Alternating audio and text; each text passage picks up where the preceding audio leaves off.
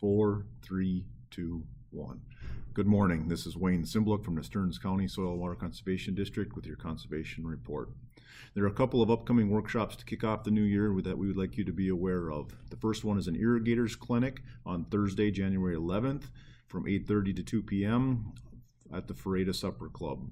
Some of the topics include chemigation, permitting, subsurface drip irrigation, also some information on a reduced irrigation study at the Roshholt Research Farm, and also some information in regards to the Bonanza Valley Groundwater Management Area project. The clinic costs $10, which includes lunch, but you must pre-register or it's $20 at the door. Contact Holly at the Polk County Soil Water Conservation District to learn how to get registered.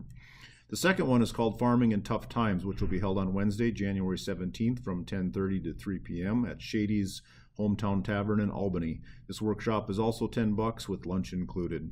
This workshop is for area producers who may find themselves confronting various challenges as a result of the economic state of agriculture.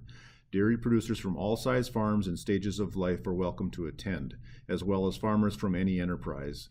It is also encouraged that agribusinesses who work with producers also attend. The topics and speakers include Sandy Hansen-Wolf of Ag Venture, Feed and Seed, and Rock Solid Motion. She will share her story of loss and growth and how to get through the challenging times. Jolene Hedrick, she is with the University of Minnesota Extension and works as an ag economist. She will speak about managing non-revenue stream investments and low commodity prices. Ted Matthews, he's a rural mental health specialist. He will discuss maintaining your mental health in various stages of life. Also, there will be local dairy producers. They will share their own experiences related to making decisions in challenging times, growing and diversifying their business, and also exiting the business. RSVPs are requested to help with the meal count. Please register by Friday, January 12th by calling Emily at the Stearns County Extension office at 320-255-6169, extension 3.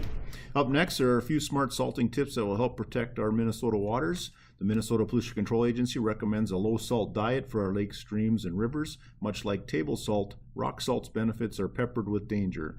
Salt helps melt ice on roads, sidewalks, and protects drivers and pedestrians. But when the snow melts, de-icing salt, which contains chloride, runs into nearby bodies of water and harms aquatic wildlife. Chloride accumulates in the water over time, and there's no feasible way to treat or remove it. We scatter an estimated 365,000 tons of salt in the metro area alone each year, but it only takes a teaspoon of salt to permanently pollute 5 gallons of water. A University of Minnesota study found that about 78% of the salt applied in the metro area for winter maintenance ends up either in groundwater or our local lakes and wetlands. The MPCA has found that groundwater in the state's urban areas often exceeds the state standards for chloride contamination. Though no environmentally safe, effective, or inexpensive alternatives to salt are available yet, smart salting strategies can help reduce chloride pollution in state waters, while saving money and limiting salt damage to infrastructure, vehicles, and plants. You can do your part by following these simple tips. 1, you can shovel. The more snow and ice you remove manually or mechanically, the less salt you'll have to use and the more effective the salt that you use will be. 15 degrees is too cold for salt, so any temperature below that, you have to come up with a different practice. Most salts stop working at the 15 degrees, and you can use sand instead for traction.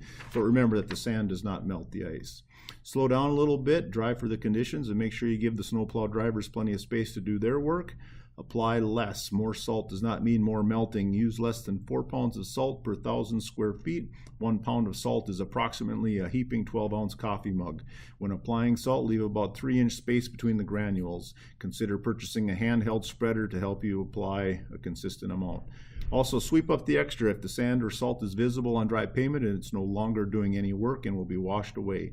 Use this salt or sand somewhere else or throw it away.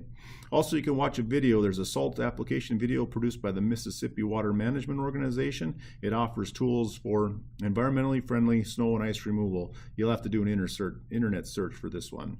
Again, Happy New Year and best of luck in 2018. For more information of any of today's topics, please check our website at www.stearnscountyswcd.net or call us at 320-251-7800, extension 3.